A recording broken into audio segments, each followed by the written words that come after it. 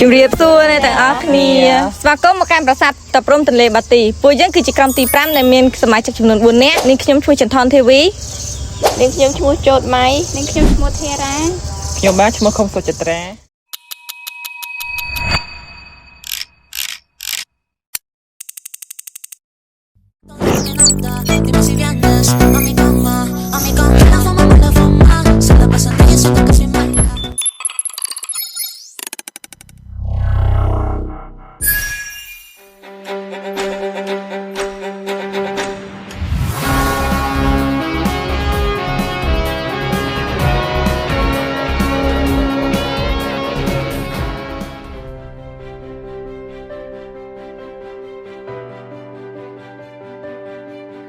ប្រាសាទតាព្រំទន្លេបាទីជាសម្បត្តិវប្បធម៌ជាតិដ៏ល្អឯកដែលកំពុងលាក់ខ្លួននៅតាមម្ដាយមាត់ទន្លេបាទីក្នុងភាគខាងត្បូងនៃប្រទេសកម្ពុជា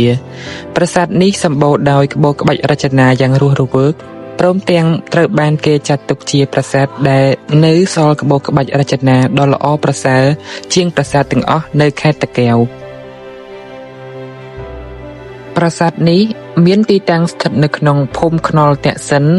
ឃុំក្រាំងធ្នងស្រុកបាទីខេត្តតាកែវដែលមានចម្ងាយប្រមាណជាង34គីឡូម៉ែត្រពីរាជធានីភ្នំពេញ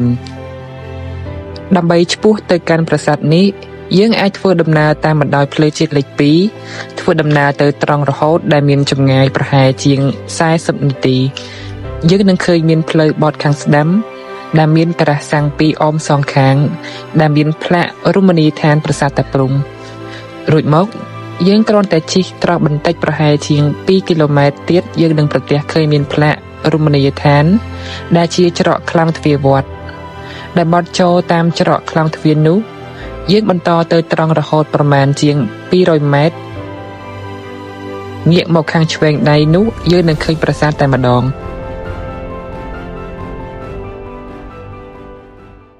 បើយើងក្រឡេកមកមើលប្រវត្តិនិងឈ្មោះនៃប្រាសាទវិញយើងឃើញថាប្រាសាទនេះគឺត្រូវបានសាងសង់ឡើងនៅចុងសតវត្សទី12និងដើមសតវត្សទី13ដោយចាប់ពីឆ្នាំ1181ដល់ឆ្នាំ1201ដោយតាមឯកសារប្រវត្តិសាស្ត្របាននិយាយថាបន្ទាប់ពីបញ្ចប់សឹកសង្គ្រាមជាមួយដែនដីចម្ប៉ารំដោះបានរាជធានីអង្គរនិងមាតុភូមិជាស្ថាពររួចមកព្រះបាទជ័យវរ្ម័នទី7បានចាប់ផ្ដើមធ្វើការបង្រួបបង្រួមជាតិតាមមាគ៌ាសន្តិភាពពោលគឺភិវូបនីយកម្មដែលបន្ស៊ីភ្ជាប់គ្នារវាងព្រះពុទ្ធសាសនាមហាយាននិងព្រហ្មញ្ញសាសនា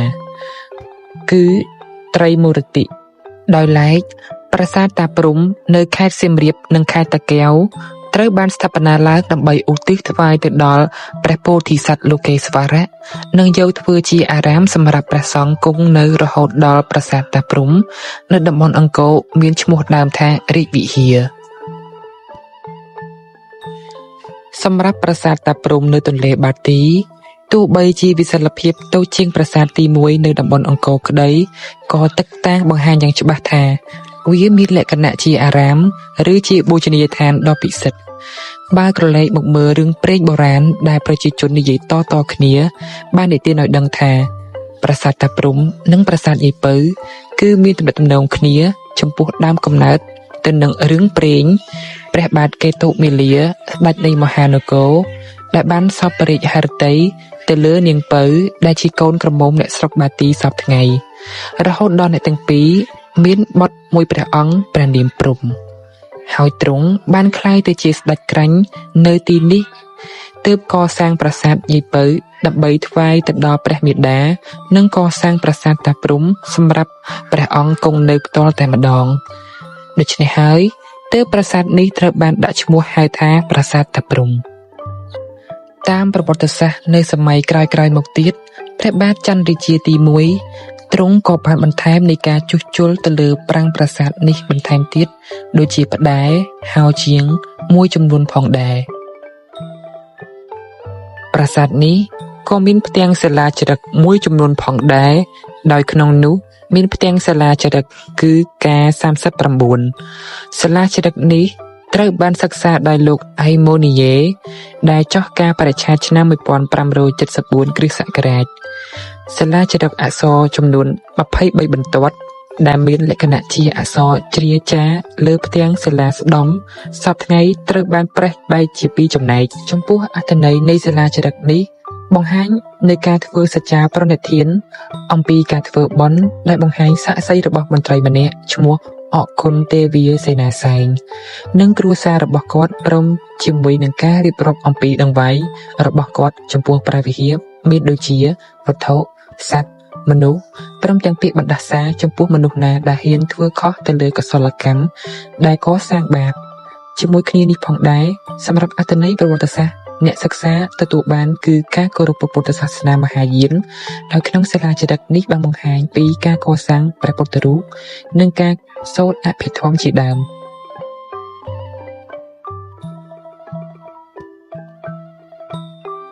ប្រាសាទតាព្រំទន្លេបាទីជាសំណង់ស្ថាបត្យកម្មមួយដែលស្ថិតនៅក្នុងរចនាបថបាយ័ននាសម័យអង្គរក្នុងរាជ្យព្រះបាទជ័យវរ្ម័នទី 7 ប្រាសាទនេះមានរចនាសម្ព័ន្ធជាប្រាសាទដែលមានខឿនមួយជាន់រាងកាកបាទ ដែលប្រាសាទទាំងមូលមានប្លង់ទម្រង់ជារាងចតុកោណកែងបើយើងសង្កេតមើលប្លង់ប្រាសាទនេះឃើញថាមានការយកប្រាសាទកណ្ដាលជាមេតាមរយៈជំនឿព្រហ្មញ្ញសាសនានិងពុទ្ធសាសនាប្រាសាទកណ្ដាលត្រូវបានគេចាត់ទុកថាជាភ្នំសុមេរុនេះជាទីតាំងរបស់ទេវតាដែលជាចំណុចប្រសពរវាងផែនដីនិងឋានសួគ៌ការកសាងប្រាសាទកណ្ដាលដែលខ្ពស់ជាងគេនិងមានកំពែងព័ទ្ធជុំវិញគឺតំណាងឲ្យឋានសួគ៌នៅលើផែនដីដោយមានកំពែងព័ទ្ធជុំវិញនិងគូទឹកជាមហាសមុទ្រមួយវិញទៀតបើតាមរយៈគោលគំនិតលទ្ធិទេវរាជប្រាសាទកណ្ដាលត្រូវប្រើជាកន្លែងតម្កល់បដិមាតំណាងឲ្យព្រះមហាក្សត្រដូច្នេះប្រាសាទកណ្ដាល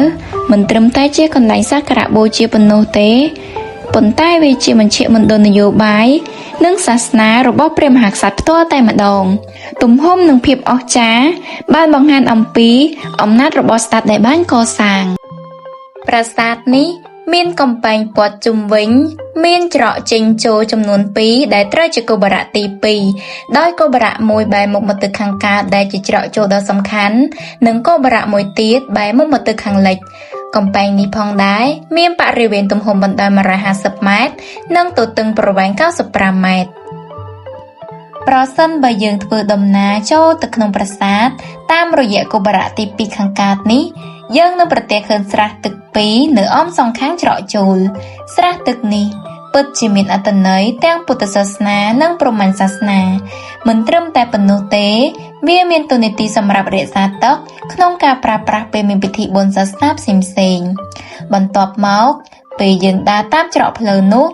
នឹងឃើញមានបំណែកថ្មដែលបានបាក់បែកជាច្រើនដែលត្រូវបានអាជ្ញាធរពាក់ព័ន្ធបានតម្រៀបនៅអមសងខាងផ្លូវចូលនេះយើងធ្វើដំណើរបន្តទៅមុខបន្តិចទៀតនោះនឹងប្រទះឃើញថែវព័ទ្ធជុំវិញប្រាសាទដែលមានគោបុរៈ4ជុំវិញទិសដូច្នេះចំពោះទិសខាងកើតនិងខាងលិចគឺមានគោបុរៈសរុបចំនួន2ជាន់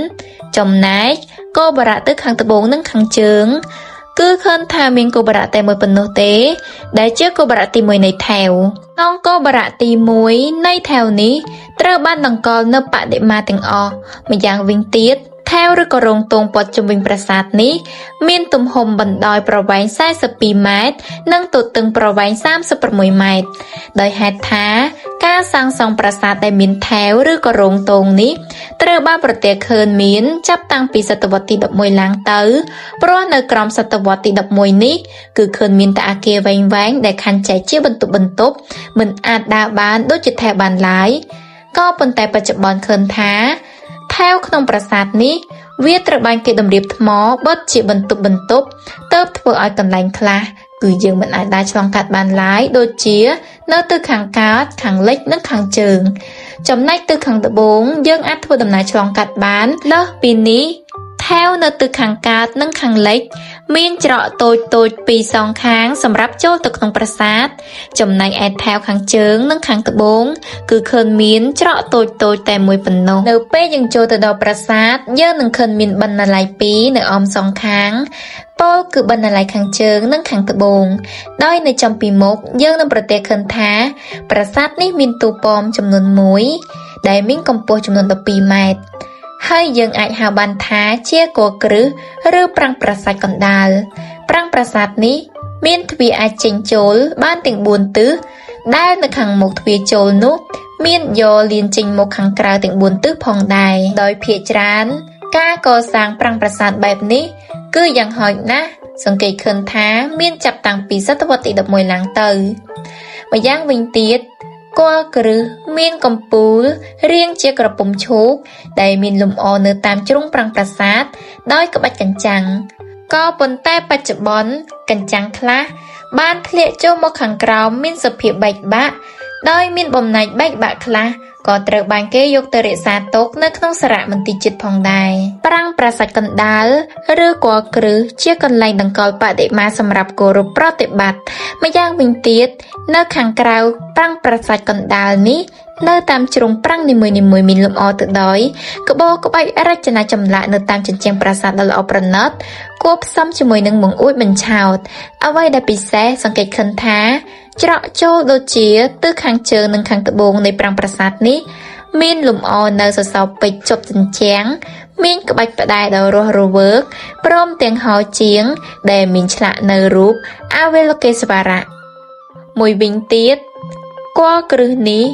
មានសំណង់ប្រាសាទមួយដែលសាងសង់សម្រាប់តភ្ជាប់ទៅកាន់គោបរៈទី1ខាងលិចដោយសំណង់ប្រាសាទនេះក៏មានច្រកចេញចូល4ទិសដូចគ្នានៅអមសងខាងសង្កេតឃើញថាមានជើងសសរទម្រ2ប៉ុន្តែគ្មានអ្នកសិក្សាស្រាវជ្រាវមួយរូបណាដែលអាចសន្និដ្ឋានបានទេថាវាជាទម្រសម្រាប់ទ្រអ្វីឲ្យពិតប្រាកដបន្ទាប់ពីបានសិក្សាអំពីប្លង់របស់ប្រាសាទនេះរួចហើយ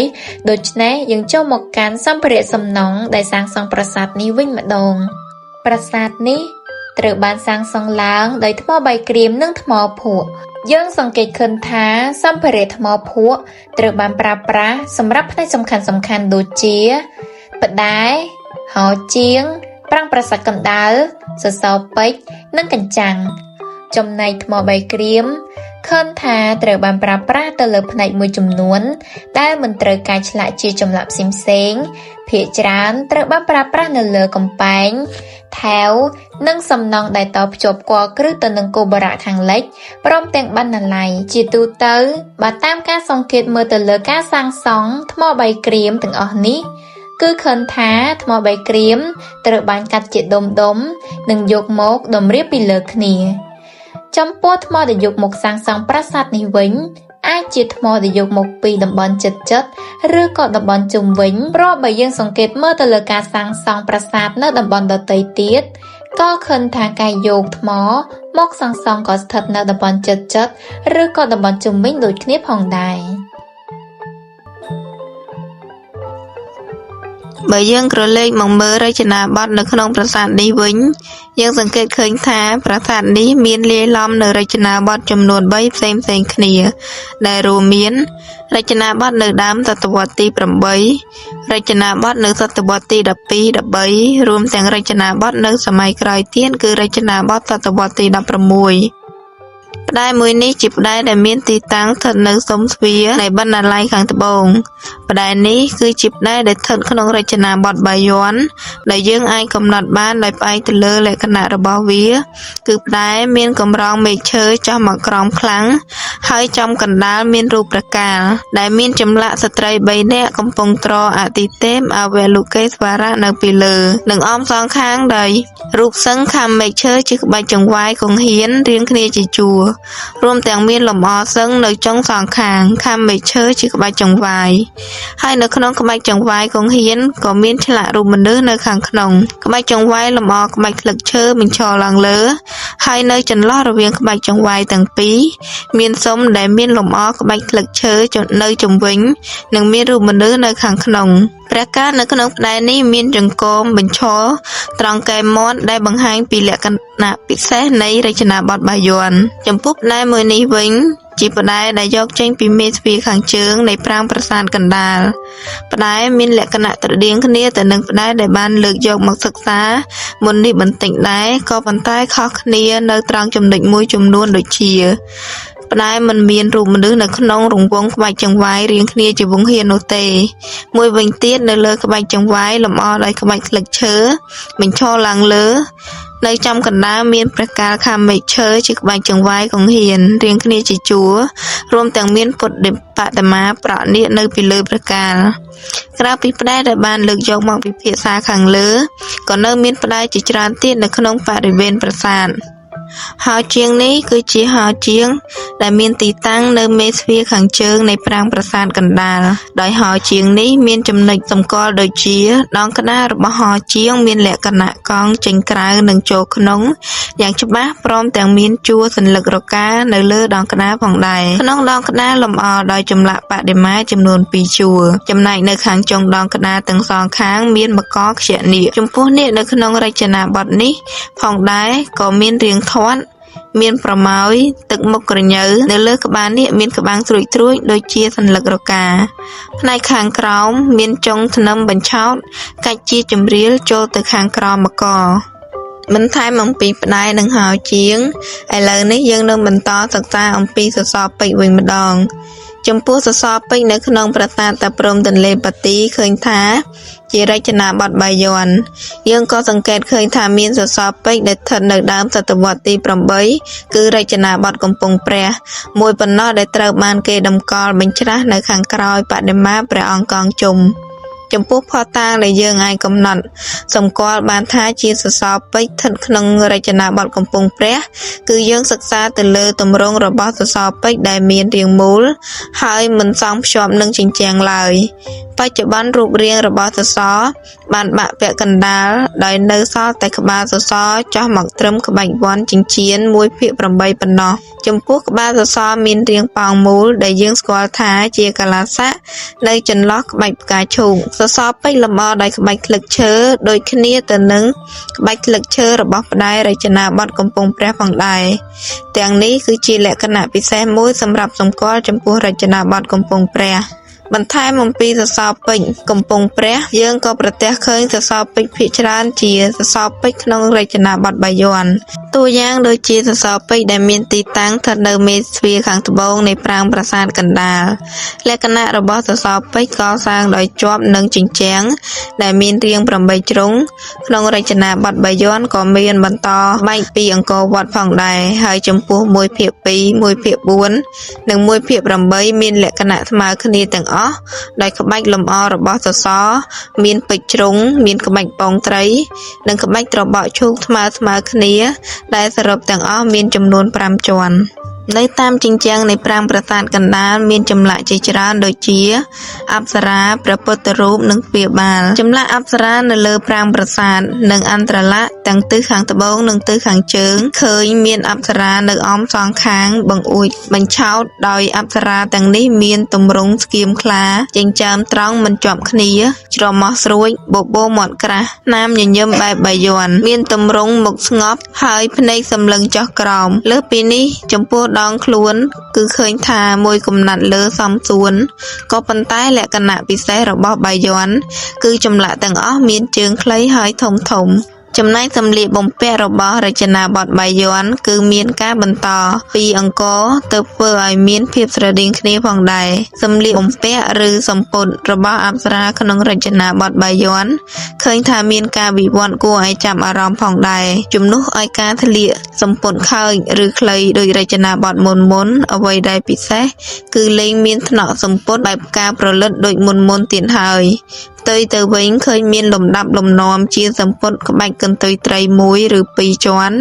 ដែលមើលទៅមានភាពទន់ភ្លន់បត់និងរលាស់ចំណែកឯខ្សែក្រវ៉ាត់វិញក៏នៅតែមានទំហំធំស្រដៀងគ្នានឹងរចនាបថសម័យអង្គរដូចគ្នាចំពោះមកុដអប្សរាវិញយើងសង្ឃើញថាមានរាងស្រួចនៅខាងលើក្បាំងមានក្បាច់រាងល្អិតតូចល្អិតរំលេចក្បាច់ពងត្រីនិងកាចាំងព្រមទាំងមួយចំនួនទៀតប្រើក្បាច់កំពូល3ដោយអង្គរវត្តដែរចំពោះអប្សរាខ្លះមិនមានមកុដឡើយគឺគ្រាន់តែគួចសក់កងចូលក្នុងតែប៉ុណ្ណោះបើក្រឡេកមកមើលចម្លាក់បដិមាដែលគេតម្កល់នៅតាមថែវនីមួយៗព្រមទាំងគ័គ្រឹះនិងមណ្ឌពគឺមិនស្ថិតនៅក្នុងរចនាបថបាយ័នឡើយពោលគឺបដិមាទាំងអស់ត្រូវបានកសាងបន្ថែមនៅសម័យកណ្ដាល ហើយចំណែកឯស្ពាយបាល់នៅសងខាងកគ្រឹះក៏ដូចគ្នាដែរដែលត្រូវបានគេឆ្លាក់លម្អបន្ថែមនៅពីលើទៀតគឺស្ថិតនៅក្នុងអំឡុងសម័យកាលសម័យកណ្ដាល ប្រាសាទតាព្រំទន្លេបាទីជាប្រាសាទដែលមានលក្ខណៈពិសេសគឺការគួបផ្សំគ្នានៃសាសនា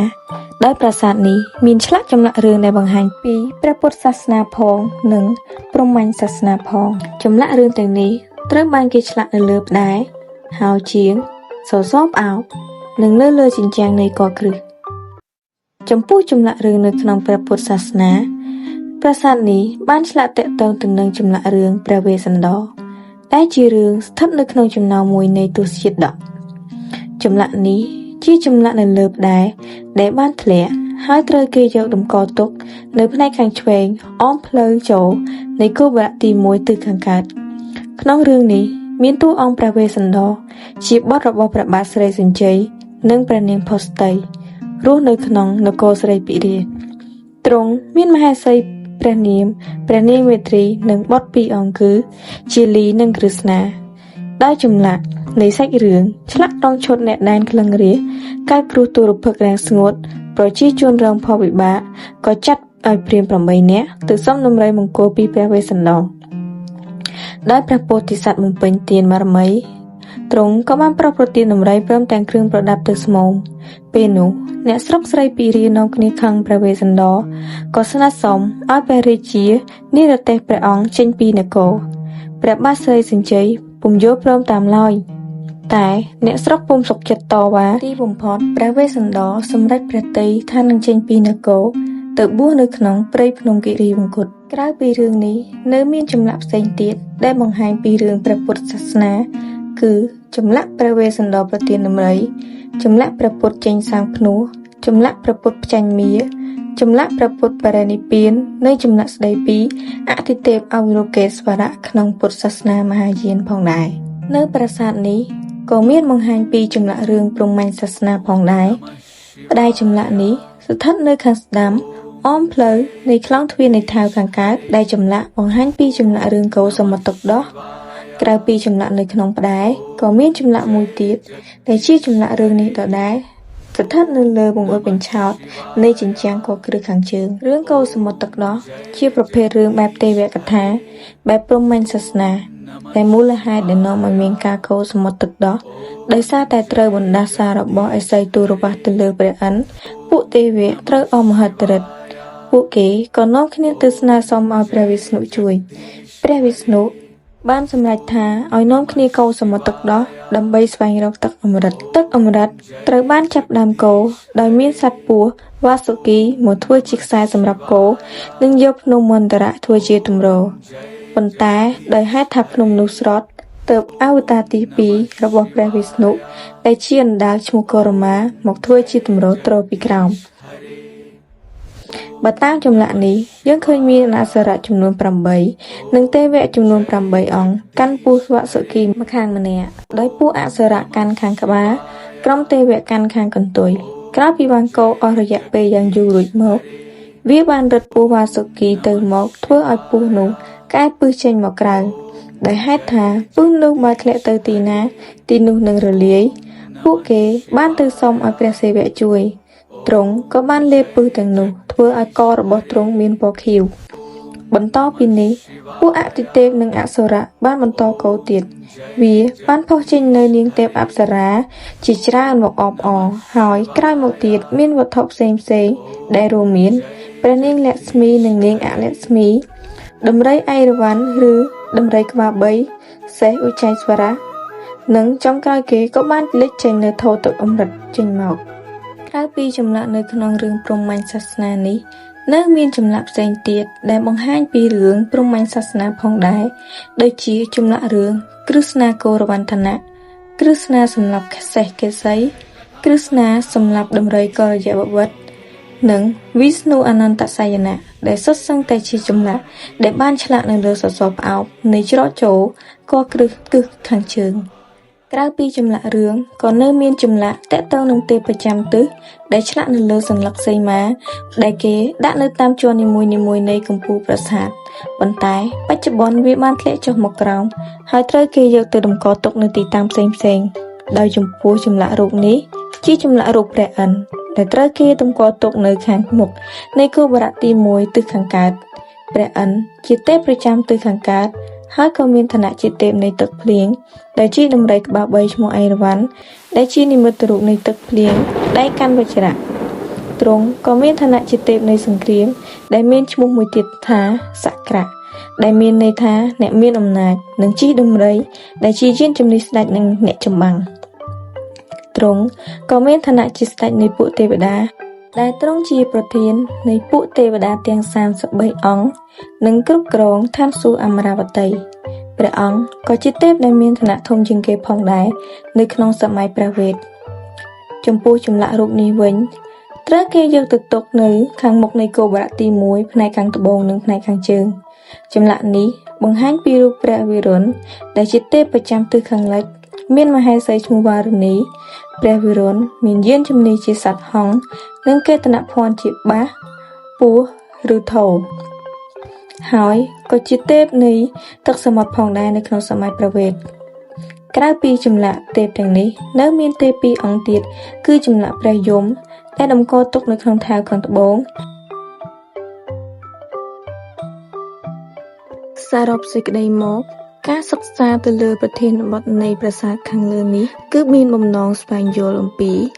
ប្រវត្តិនៃការកកើតនៃប្រាសាទសម្ភារៈសំណង់និងការកសាងរួមទាំងរចនាបថក្បាច់ក្បូររចនានិងរឿងផ្សេងៗដែលតាក់ទងនៅក្នុងប្រាសាទនេះហើយវាក៏បានបង្ហាញអំពីលក្ខណៈពិសេសនៃប្រាសាទនេះដែលជាប្រាសាទមានការផ្គូផ្សំរវាងសាសនាពីរគឺព្រហ្មញ្ញសាសនានិងព្រះពុទ្ធសាសនាចំពោះការរកឃើញសសរពេជ្រដែលស្ថិតនៅក្នុងសតវត្សទី8បានបង្ហាញឲ្យយើងឃើញថាប្រាសាទនេះគឺជាប្រាសាទដែលសាងសង់នៅលើខឿនចាស់របស់ប្រាសាទមុនដែលជាកន្លែងប្រមូលផ្ដុំនៃជំនឿនិងការរស់នៅរបស់មនុស្សតាំងពីសម័យមុនមកម្ល៉េះ